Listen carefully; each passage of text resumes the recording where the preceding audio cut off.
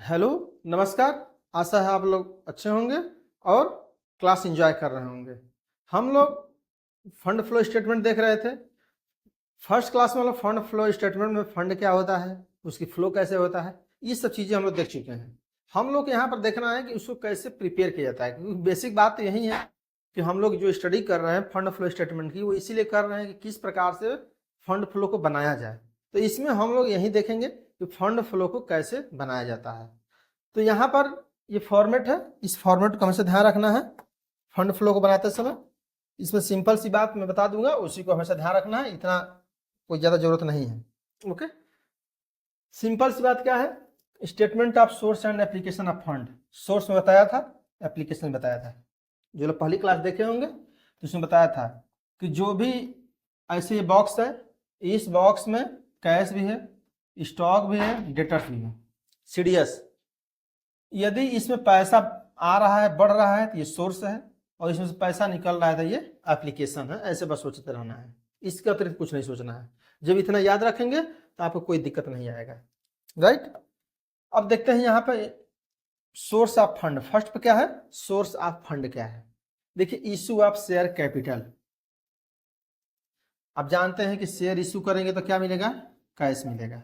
तो कैश बढ़ रहा है, जो ये बनाया था CDS। Okay, cash, debtors and stocks. तो इससे क्या होगा, कैश बढ़ रहा है, इसीलिए सोर्स है। इशू ऑफ डिवेंचर, डिवेंचर भी इशू करेंगे तो सोर्स है। लोन्स फ्रॉम इंस्टीट्यूशंस, यदि आप बैंक से लोन ले रहे हैं तो क्या होगा, ये भी पैसा बढ़ रहा है।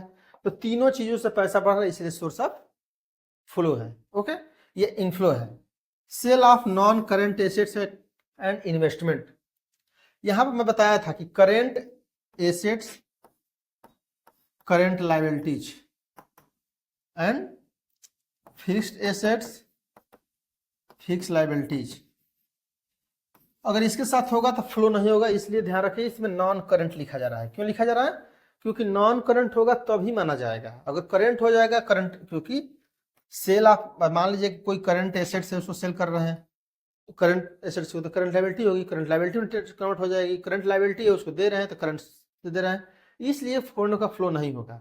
तो यहाँ नॉन करंट इसे लिखा जा रहा है कि जो भी होगा काउंटर होना चाहिए। अर्थात जैसे करंट एसेट्स है तो फिक्स एसेट हो जाए, फिक्स एसेट्स है करंट लायबिलिटी हो जाए, करंट लायबिलिटी है तो फिक्स एसेट, इस तरह से कॉम्बिनेशन रहे, एक साथ ना हो। राइट, नेक्स्ट क्या है, fund from operation, profit.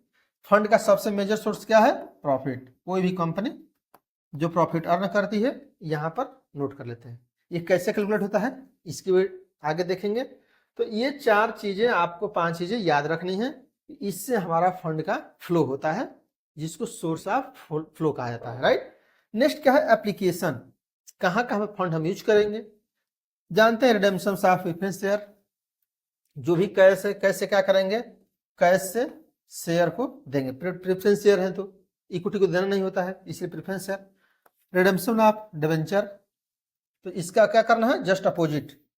Okay, ऐसे समझिए, शेयर है तो शेयर का रिडेम्पशन करिए। देखिए, इक्विटी शेयर मत लिखिएगा, क्यों, क्योंकि इक्विटी शेयर का रिडेम्पशन नहीं किया जाता है। Right, redemption of debenture, debenture को वापस पैसा करेंगे हम। रीपेमेंट ऑफ लोन, जो लोन बैंक से लिए हैं उसका पेमेंट करेंगे, तो जस्ट उसका इन्वर्सी कर लेना है। राइट, यहाँ इशू हो रहा है, पैसा आ रहा है, यहाँ पर रिडेम्स किया जा रहा है, शोध किया जा रहा है, शोध ही नहीं। Purchase of non current assets, कोई परचेज कर रहे हैं non current asset, current assets नहीं, नॉन करंट एसेट्स, वो भी लिख लेंगे। लॉस फ्रॉम ऑपरेशन, देखिए यहाँ फंड फ्रॉम ऑपरेशन, ये प्रॉफिट वाला है, यहाँ लॉस वाला। लॉस होगा तो यहाँ लिख देंगे, प्रॉफिट होगा तो वहां लिख देंगे। Right, payment of dividend tax, यदि पेमेंट कर रहे हैं, डिविडेंड कर रहे हैं, टैक्स कर रहे हैं, ये भी पैसा यूज कर रहे हैं। ये क्या हो जाएगा, टोटल सोर्स यहाँ ऐड कर लेंगे, टोटल इनकम देखेंगे। अब यहाँ पर क्या देखना है, सिंपल सी, नेट इंक्रीज और डिक्रीज इन वर्किंग कैपिटल। यदि पॉजिटिव आ जाए तो समझना कि इंक्रीज हो रही है, निगेटिव आ जाए तो मान लीजिए कि ये 100 रुपया है, ये 80 रुपया है, इसका मतलब क्या है, पॉजिटिव है, इसका मतलब इंक्रीज हुआ है। ये मान लीजिए कि 100 रुपया है, ये हो जाए 110 रुपये, 10 रुपये माइनस में चला गया, तो क्या हो जाएगा, decrease, net decrease in working capital. इस प्रकार से आपको नोट करना होता है, माइनस हो जाएगा तो डिक्रीज कर जाएगा, प्लस हो जाएगा तो इंक्रीज कर जाएगा, सिंपल रिलेशन। राइट, तो आई थिंक आपको चीजें क्लियर हो चुकी होंगी किस प्रकार से हम चीजों को फंड फ्लो स्टेटमेंट को प्रिपेयर करते हैं। नेक्स्ट है सम इंपॉर्टेंट केसेज। कौन कौन से केस के द्वारा हम लोग फंड फ्लो को देखते हैं। फंड में जो भी ये फंड है, इस फंड में सोर्स ऑफ फंड है। सोर्स में क्या होगा, issue of share capital, raising long term loans, sale of fixed assets, non trading proceeds, profit operation. ये सब चीजों से हम सोर्स बनाते हैं कि हम शेयर इशू करते हैं तो पैसा आता है, रेजिंग फंड करते हैं तो पैसा आता है, कोई फिक्स एसेट्स है, मान ली मशीन है, कोई बिल्डिंग है, उसको सेल कर रहे हैं तो आ रहा है। नॉन ट्रेडिंग रिसिप्ट्स हैं, उससे प्रॉफिट ऑपरेशन जो कि कंपनी कर रही है उससे आ रहा होगा। नेक्स्ट क्या, एप्लीकेशन। कहाँ कहाँ यूज करेंगे, कोई परचेज फिक्स एसेट्स करेंगे, कोई परचेज कर रहे होंगे, पेमेंट करेंगे लॉन्ग टर्म का, देखिए शॉर्ट टर्म का नहीं, इस बात ध्यान रखिए, लॉन्ग टर्म का कैलकुलेट होता है, right. Redemption of preference share, debenture अभी बात हुई ही थी। Payment of dividends and taxes, loan from operations. यदि लॉस हो जा रहा है तो उस भी आपका एप्लीकेशन दिया जाता है, क्योंकि लॉस हो रहा है तो इसका मतलब कि फंड यूज हो रहा है, राइट। तो ये सब चीजें आपको ध्यान रखना है, कौन कौन सी चीजें फंड्स में आती हैं सोर्स में, और कौन कौन सी चीजें एप्लीकेशन में आती है, क्योंकि यही एग्जाम में सॉल्व भी करना होता है, राइट। नेक्स्ट क्या, statement of change in working capital. अब यहाँ पर क्या है कि चेंज इन वर्किंग कैपिटल देखना है, वर्किंग कैपिटल में कितना चेंज हो रहा है, राइट। देखिए ये इजी है, करेंट एसेट्स। वर्किंग कैपिटल क्या बताता है कि प्रीवियस ईयर का करंट ईयर का। जैसे मान लीजिए कि कैश एट बैंक है, जिससे मान लीजिए प्रीवियस ईयर में 100 रुपये था, सिंपल सा। करंट ईयर मान लीजिए 120 हो गया, इसका मतलब क्या है 20 रुपये बढ़ गया, सिंपल सी बात है, इंक्रीज में लिख देंगे, राइट। उसे डेटर्स हैं, मान लीजिए कि 200 है, कुछ भी हो जाए उस तरह से वहां भी लिख देंगे। ऐसे ही इसको देखा जाता है, राइट।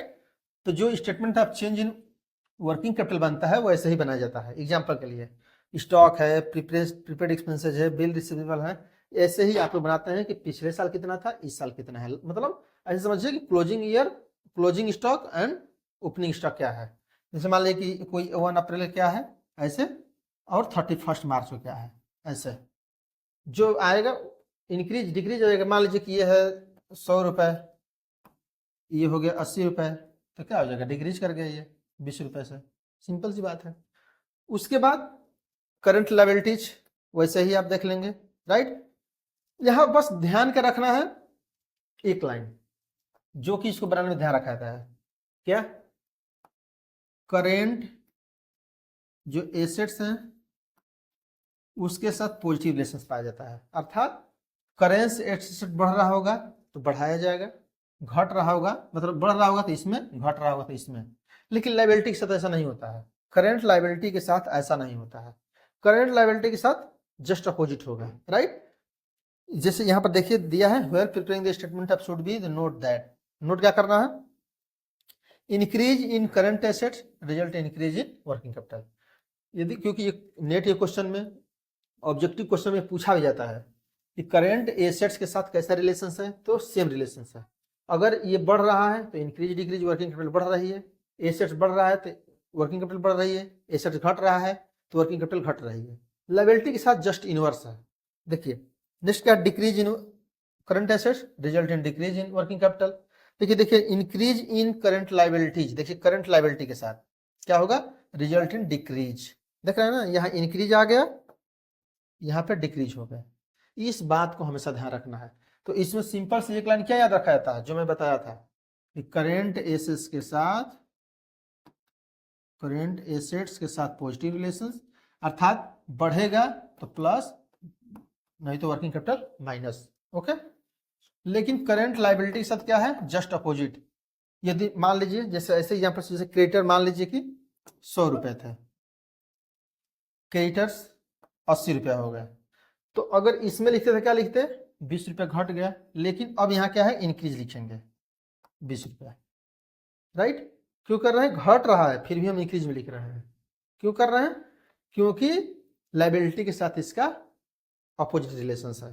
तो इस तरह से हम लोग चीजों को तैयार करते हैं। देखिए बेसिकली बात यह है कि एग्जाम में तो ये पूछा जाना नहीं, केवल आपके इसलिए पढ़ना है क्योंकि जब कभी ऑब्जेक्टिव क्वेश्चन सॉल्व करने जाए, कभी नेट जनरल क्वेश्चन सॉल्व करने जाए, कहीं कॉमर्स आ रहा है, कहीं फंड फ्लो का स्टेटमेंट दिया गया है, तो थ्योरी बहुत इंपॉर्टेंट होता है, ये डेफिनेटली पूछा जाता है, इसलिए ये सब चीज़ें बहुत जरूरी है पढ़ना। और ये थ्योरी ही बहुत जरूरी है कि जैसे जैसे करंट एसेट के साथ क्या रिलेशन होता है, वर्किंग कैपिटल का तो पॉजिटिव रिलेशन, लायबिलिटी के साथ नेगेटिव रिलेशन, लायबिलिटी बढ़ रही है तो इसका मतलब वर्किंग कैपिटल घट रहा है, यदि लायबिलिटी घट रही है तो वर्किंग कैपिटल बढ़ रहा है। ये सब चीजें रिलेशन ध्यान रखना है। Are you okay? चलते हैं नेक्स्ट। नेक्स्ट है फंड फ्रॉम ऑपरेशन। देखिए ऑपरेशन से जानते हैं सबसे मुख्य इनकम का स्रोत क्या है, कोई भी कंपनी का जो इनकम का मुख्य स्रोत क्या है, फंड का ऑपरेशन अर्थात प्रॉफिट। कोई कंपनी जो वर्क कर रही है उसका मेन प्रॉफिट क्या है, यदि ज्यादा होगा तो वर्किंग कैपिटल ज्यादा होगी, नहीं होगा तो नहीं हो पाएगा। तो इसलिए ये सब चीजें सबसे इंपॉर्टेंट चीज है, इसमें इन क्रूशियल रोल निभाता है, इसलिए ज्यादा जरूरी होता है। और ये भी जरूरी जानते हैं, ये क्यों जरूरी बनाना है, फंड फ्रॉम ऑपरेशन बनाया भी जाता है, क्यों बनाया जाता है, क्योंकि जो हमारा प्रॉफिट लॉस अकाउंट है उसमें डिफरेंट टाइप्स की लॉसेज, डिफरेंट टाइप्स की sales losses, different types deduction, different depreciation, ये हम लोग चार्ज कर देते हैं। इसीलिए ये सब चीजें दोबारा हमको बनाना पड़ता है ताकि एक्चुअल हम देखें कि रियल में फंड फ्रॉम ऑपरेशन कितना हुआ, संचालन से लाभ कितना हुआ है, राइट। इसलिए ये सब चीजों को हम लोग देख रहे होते हैं। Are you okay? तो प्रॉफिट इंपॉर्टेंट है, प्रॉफिट को एक्चुअल करने के लिए, क्योंकि इसमें क्या होता है ना, कुछ चीजें विंडो कह सकते हैं बढ़ा चढ़ा के दिखाई गई हो, ये हो सकता है कि जो न जरूरी है वो भी दिखा दी गई है, इसलिए ये सब चीजों को देखना जरूरी होता है। जो आगे हम लोग पढ़ेंगे कैसे बनाया जाता है, तो इससे पहले ध्यान रखना है क्या क्या चीजें घटाई जाती है, क्या क्या बढ़ाई जाती है। जैसे कोई पीएल अकाउंट में दिया है, मान लीजिए ऐसे समझिए 1 करोड़ की प्रॉफिट, नेट प्रॉफिट 1 करोड़ लिखा है, तो इसमें समझना है कि क्या क्या चीजें ऐड करनी है और क्या क्या चीजें लेस करनी है। देखिए फर्स्ट में क्या ऐड करेंगे उस प्रॉफिट में, ऐसे समझना है। उस प्रॉफिट में क्या ऐड करना है, डिप्रिसिएशन ऑफ फिक्स्ड एसेट्स। क्यों करना है, क्योंकि एक्चुअल में कोई पेमेंट नहीं है, राइट। और इससे पता चलेगा, देखिए एक्चुअल में हम लोग क्या देखना चाह रहे हैं, एक्चुअल में देखना चाह रहे हैं कि कंपनी की प्रॉफिट कितनी हुई, ओके। एक्चुअल प्रॉफिट नहीं, वह प्रॉफिट देखना चाह रहे हैं जो कि डिफरेंट टाइप्स के केवल एक्सटर्नल लायबिलिटीज को हटा करके देखा गया, जो अनावश्यक चीजें थी इनको हटाने से के बाद, ओके। तो देखिए यहां पर क्या है, फिक्स्ड एसेट्स है, डिप्रिसिएशन है। जानते कोई भी कंपनी डिप्रिसिएशन लगाती है तो क्या डिप्रिसिएशन किसी को पेमेंट करती है, नहीं करती, वो एक लाभ को कम करने के लिए है। अगर डिप्रिसिएशन 10,000 मान लीजिए चार्ज करें, 10,000 लाभ कम हो जाएगा प्रॉफिट, राइट। अब उसको क्या करेंगे, ऐड कर देंगे।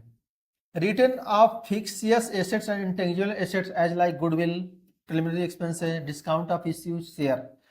तो एसेट्स में देखेंगे जो बैलेंस शीट की एसेट्स होती है उस एसेट्स में ये सब लिखा होता है, गुडविल, प्रिलिमिनरी एक्सपेंसेस, डिस्काउंट।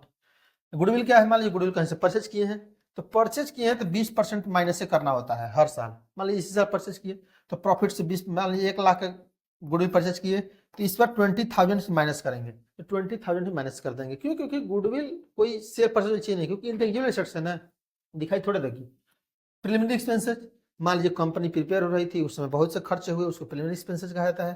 तो प्रिलिमिनरी एक्सपेंसेस में उसका भी 20% चलता है, 5 साल में खत्म कर सकते हैं। जैसे मान लीजिए कि इसमें मान लीजिए कि 10 लाख रुपए खर्च किए थे, पहला साल क्या किए 2 लाख माइनस किए हैं प्रॉफिट लॉस अकाउंट से, तो 2 लाख इसमें ऐड कर दीजिए। क्यों, क्योंकि वह संचालन प्रॉफिट नहीं है, फंड फ्रॉम ऑपरेशन नहीं है।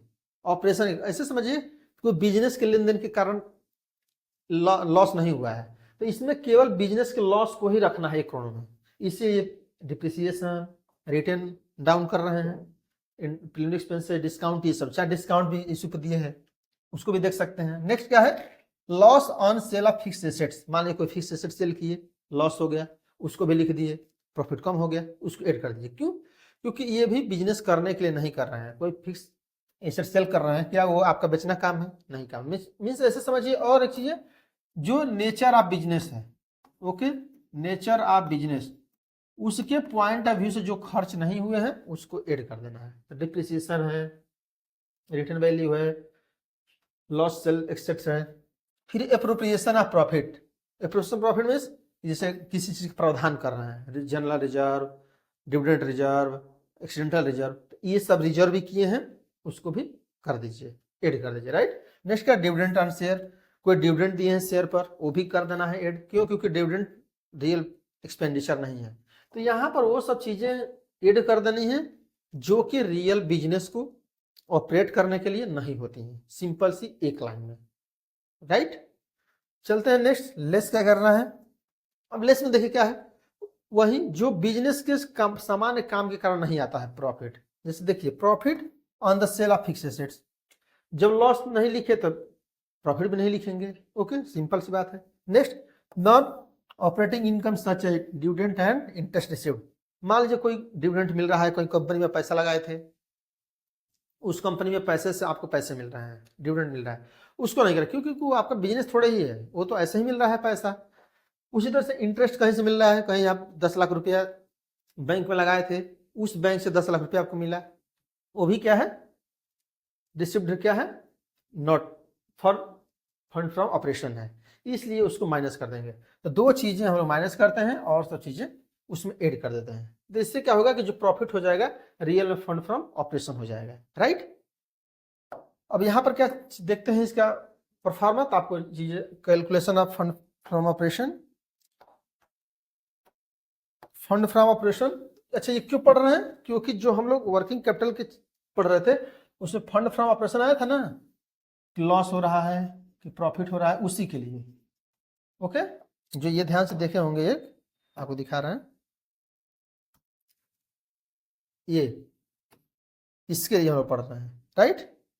इसके लिए इस पर ध्यान रख रही है कि फंड फ्रॉम ऑपरेशन प्रॉफिट है कि फंड फ्रॉम ऑपरेशन लॉस है, इसके लिए हम लोग उसको बनाना पड़ता है, राइट। तो इसलिए उसको हम लोग पढ़ रहे हैं। देखिए इसमें करना क्या होता है, जो चीज हम लोग पढ़े हैं उसी को कर दिया जाता है यहाँ पे। जैसे प्रॉफिट लॉस अकाउंट आपको दिया होगा, to not profit of items. अब क्या है, depreciation, depletion, loss on sale fixed assets, जो जो हम लोग पढ़े थे, preliminary redemption debenture, preference share, discount on issues, goodwill written off, patent written off, preliminary expenses written off, appropriation of profit. देखिए एप्रोप्रिएशन पढ़े थे, तो जैसे general reserve, debenture sinking fund, proportion dividend, interim dividend, taxation, debenture sinking fund, net profit CD. अब क्या होगा, जो आएगा उसी को हम लोग लेके जाते हैं। ओके, अब यहाँ पर क्या है, net profit BD by non operating incomes, जो इनकम्स था, इंटरेस्ट कहीं से मिल रहा है, कहीं से डिविडेंड मिल रहा है, कहीं से रिफंड मिल रहा है टैक्स का, तो profit on sale of non current assets, कोई नॉन करंट एसेट्स कर रहा है तो, और by fund operation by balance figure, तो जो बैलेंस फिगर आएगी वही फंड फ्रॉम ऑपरेशन हो जाएगा। तो इस प्रकार से चीजों को हम लोग सॉल्व करते हैं, राइट। फंड फ्रॉम ऑपरेशन समझ के कैसे बनता है, कि जो चीजें हम लोग यहाँ पर सिंपल सी बात एक ये है कि जो बिजनेस आप कर रहे हैं उस बिजनेस में से जो उस बिजनेस के नेचर के एक्सपेंडिचर नहीं है उसको ऐड कर देना है, और जो उस बिजनेस नेचर की इनकम्स नहीं है उनको माइनस कर देना है। क्यों? क्योंकि उस प्रॉफिट में ये जोड़ा होगा। जो लोग इनकम टैक्स पढ़े होंगे तो उनको ज़्यादा बताने की जरूरत है नहीं, क्योंकि वो लोग जानते हैं कि जब हम लोग बिजनेस एंड प्रोफेशन पढ़ रहे थे तो उसमें हम लोग ऐसा ही करते थे कि कुछ चीज़ों को जोड़ना होता है, कुछ घटाना होता है, क्योंकि रियल में इनकम टैक्स के अकॉर्डिंग करना होता है। तो इसलिए वहाँ यहाँ वाला कॉन्सेप्ट वैसे ही है, जैसे आप इनकम टैक्स में income from profession and business and profession करते हैं वैसे ही यहाँ पर भी करना होता है, राइट। तो ये था fund from operations. I think आप लोगों को क्लियर हो चुका होगा कि फंड कैसे तैयार होता है। देखिए यहाँ पर आपको न्यूमेरिकल पर ज़्यादा ध्यान नहीं रखना है, इस बात को ध्यान रखना है, केवल आपको क्या ध्यान रखना है कि हम थ्योरी से कोई चीज़ें पूछी जाएँ तो हम बता लें। जैसे मान लीजिए कि फिक्स एसेट सेल करने से लॉस हो गया तो क्या करेंगे, फंड फ्रॉम ऑपरेशन है कि नहीं है, ये सब चीज़ों को बताने के लिए कहता है। इंटरेस्ट कहीं से मिल रहा है तो ये फंड फ्रॉम ऑपरेशन है कि नहीं है, ये ऑब्जेक्टिव ऐसे पूछा जाता है। तो आपको ये पता होना चाहिए कि फंड फ्रॉम ऑपरेशन में क्या क्या चीज़ें हम लोग लेते हैं, वर्किंग कैपिटल क्या होता है, फंड क्या होता है, फ्लो क्या होता है। मैं बताया भी था कि हमसे इंटरव्यू में क्वेश्चन पूछा गया था व्हाट इज फंड, तो आपको ये सब चीज़ें पता होना चाहिए कि फंड क्या है, फ्लो क्या है, वर्किंग कैपिटल क्या है, फंड फ्रॉम ऑपरेशन क्या है, ये सब चीज़ें हम लोग को पता रहना चाहिए, राइट। तो यहाँ तक क्लास को समाप्त करते हैं। आई थिंक चीज़ें समझ में आई होंगी। नेक्स्ट टाइम मिलते हैं नेक्स्ट क्लास के साथ, नेक्स्ट टॉपिक के साथ। तब तक के लिए देखते रहिए, मस्त रहिए, खुश रहिए। Thank you for watching.